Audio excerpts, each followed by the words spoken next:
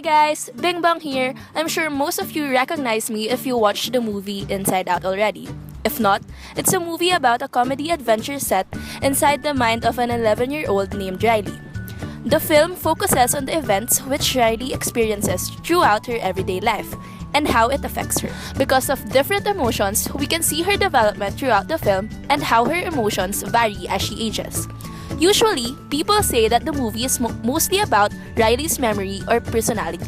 But little do they know, the development of Riley is a very important factor that made the movie so relatable. So enough with the dilly-dally, let's analyze Riley's life.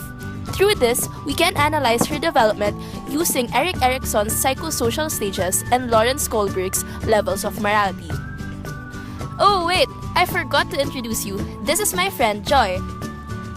Hi friends, I love the positivity here. Let's start when Riley was a baby. Look at her all cute and innocent. So the first ways babies show that they have different personalities is through their temperament, or the behavioral and emotional characteristics that are well established at birth. Here, Riley's temperament can be thought of as easy. After Riley opened her eyes, she smiled, and that's when I first appeared. Thanks to me at the start, we can say that I controlled everything. The first control board was a button that I pressed to make her happy, and out came the first memory that started it all. But sadness suddenly came and pressed the button and she cried. Even so, her parents were there to comfort and support her. Thus, she giggled. Oh, my girl Riley knows how to laugh. It shows that Riley truly is a happy baby. When she's distressed, she is easily soothed. Oh, and I remember that one time, her dad was feeding her broccoli and she didn't eat it, so her dad told her that she could have dessert. She got so mad, but her dad fed it to her like an airplane, so she quickly ate it and was happy. I love Riley. At times, she gets mad, especially when things don't go her way, but usually she bounces back and becomes happy. Next, let's try to analyze her psychosocial development through Erikson's psychological stages of development. In the most part of the movie, when Riley was still 11 years old, the stage of industry versus inferiority can be seen in her development. The industry versus inferiority is the stage when children succeed in learning new skills and obtaining new knowledge. They develop a sense of industry, a feeling of competence arising from their work and effort. If children fail to develop new abilities, they feel incompetent, inadequate, and inferior. Yup, this is really the stage Riley is in. Do you remember the time she played hockey with her best friends in her former school? She not only developed her athletic abilities but also her self-esteem. The reinforcement and validation by her peer groups and also her family made her feel confident in what she was doing. But if her skills are not encouraged and she can't develop these skills the way society demands it, she will feel inferior and not be able to properly develop her skills. Like when it was her first day in school. When she came in, she was happy, but as she saw the popular kids, disgust stopped Joy from making Riley approach them. So Riley thought of wanting to impress her peers, but stopped. In this stage, self-confidence and competence is vital.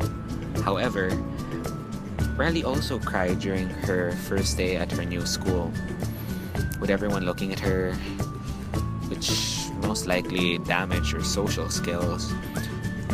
She was not able to make new friends, and so she became moody to her parents.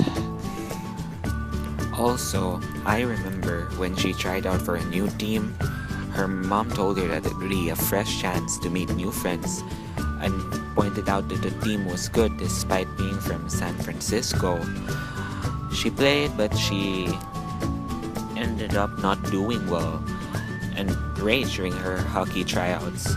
This limited her from developing some of her other crucial skills as well, and she had a really difficult time developing her self-confidence and competence, thus leading to her feelings of inadequacy and inferiority, which fueled her desire to leave home.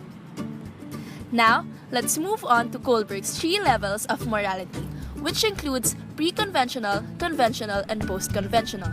First, at the pre-conventional level, we don't have a personal code of morality.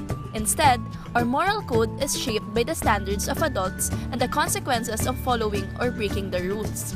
In other words, authority is outside the individual and reasoning is based on the physical consequences of actions. Second, at the conventional level, we begin to internalize the moral standards of valued adult role models. So, authority is internalized but not questioned, and reasoning is based on the norms of the group to which the person belongs. Lastly, individual judgment is based on self-chosen principles, and moral reasoning is based on individual rights and justice. Remember when Riley stole money from her mom's purse? She didn't see this as something wrong since she didn't get caught anyway. The pre-conventional level is evident here because the morality of an action is based on consequences. So, actions that get rewarded are right, and actions that get punishments are wrong. We can also see how Riley starts to develop her conventional level of morality. In the scene where she ran away from home, she suddenly realized on her bus ride back to Minnesota how she regretted her decision. This is why she immediately got off the bus and went to her family. Her moral standards began to change as her reasoning depended on societal norms. To sum up, the movie is all about a girl who is presented into a new environment as her family moves into San Francisco from Minnesota. She is forced to adjust in this new setting with a new house, new school, and new people to meet. At this point, she's also at a turning point with her individual development as she will be undergoing puberty soon. Hence, a transitional period where she might have trouble coping up with. The movie gives us a perfect look at how emotions work. Although it may not be scientifically accurate, it allows us to look into the inner workings of Riley and have a clearer analysis of her development. Sadness! Bing bong! Let's go! We gotta get back to headquarters! That's all for now, guys. See you real soon!